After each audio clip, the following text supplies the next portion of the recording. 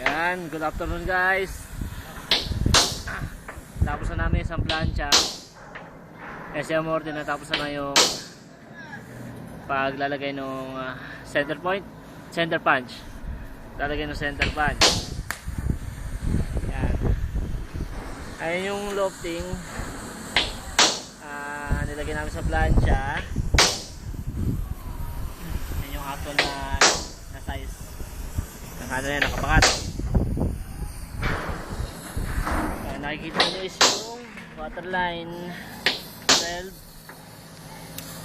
14. Yan yung mga tanda para pag kinabit yung kinabit yung parte na to, meron silang indication na ito sa waterline 12 ikakabit.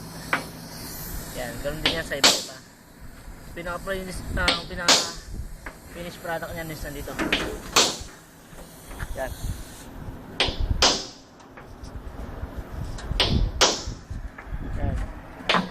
After ng ginagawa ni Paring Amor, ang sunod dyan is yung ikakat nila. Ikakat nila yung plancha. Yan, ganyan, ikakat.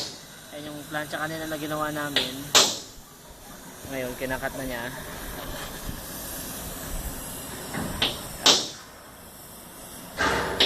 Pero niya siya tapos. Ang trabaho namin buong araw, di pala madali.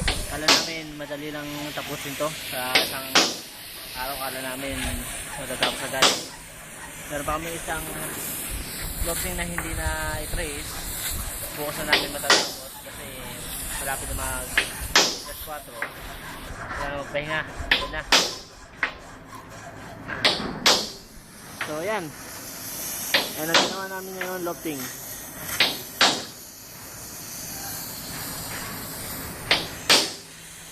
Let's continue. Paring Amor para sa mga anibal.